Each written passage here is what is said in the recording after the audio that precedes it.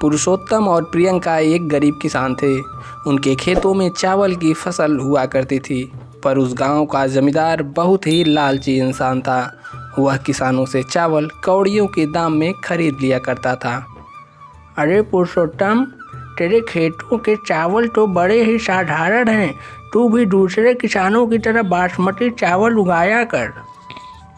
आपको तो पता ही है ठेकेदार जी कि महंगे चावल उगाने के लिए महंगे बीज और महंगे खाद भी लगते हैं। इतने पैसे तो नहीं हैं। जो भी पैसे मिलते हैं उनसे मैं घर का खर्च चलाऊं या महंगे चावल उगाऊं। खैर ठीक है, तेरे इस चावल का दाम 10 रुपये किलो के हिसाब से लूँगा। ठीक है जमींदार जी, जितने भी हो सकते हैं दे दीजिए। जमींदार के आदमियों ने चावल तौला। ये तो 30 कुंटल है मालिक। 30 कुंटल मतलब 3000 किलो, यानी 30,000 रुपये हुए। ये 30,000 रुपये पुरुषोत्तम के साल भर की कमाई थी। उसे इतने पैसे में पूरे साल गुजारा करना था। पुरुषोत्तम अपने अनाज में से आधा अनाज अपने घर के लिए रख लेता था, जिससे उसे साल भर चावल खरीदने की ज़रूरत नहीं पड़ती थी। ये लो प्रियंका, इन पैसों से दाल की बोरी लाना और कुछ राशन भी ले लेना। क्या इस बार हम घर की मरम्मत करा पाएंगे? हाँ, कर तो सकते हैं। 30,000 रुपये मिले हैं। ठीक है, तो घर के छत की मरम्मत करा ही लेते हैं। हाँ ठीक है। पुरुषोत्तम ने अपने घर के मरम्मत का काम करवाना शुरू किया। पुरुषोत्तम भाई, मुझे नहीं लगता आपके घर के मरम्मत का काम 10,000 रुपये में हो पाएगा। तो कितना खर्चा होगा?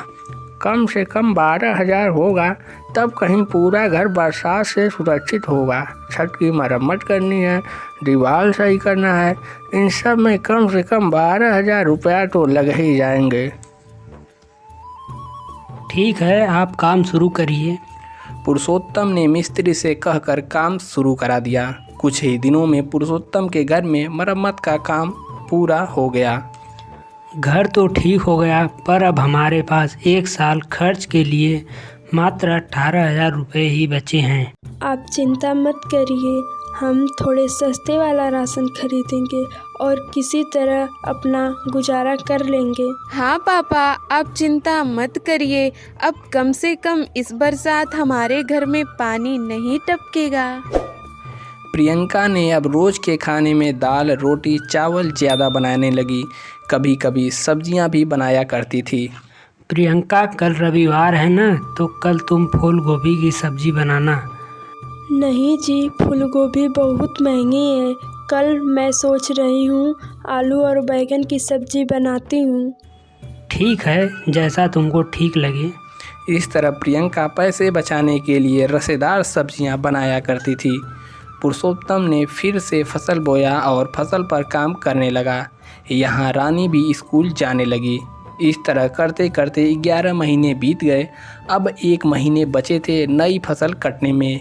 एक दिन रानी स्कूल से घर आई। माँ, 2 दिन बाद मेरे स्कूल की सभी लड़कियाँ पिकनिक पर जा रही हैं, दूसरे शहर। वहाँ मेला लगा है, क्या मैं भी जा सकती हूँ? बेटा, तू तो जानती है ना पैसे की कितनी तंगी चल रही है। तेरे पिकनिक के लिए पैसे कहाँ से लाएं? माँ, मुझे पैसे नहीं चाहिए, मैं बस यहीं घूम के आ जाऊंगी। जाने दो ना बच्ची को, वैसे भी हम उसे कहाँ कहीं घुमा पाते हैं। इतना कहकर पुरुषोत्तम ने रानी को 50 रुपये दे दिए। इससे तू कुछ खा पी लेना। ठीक है पापा। रानी इतना कह के वहाँ से चली जाती है।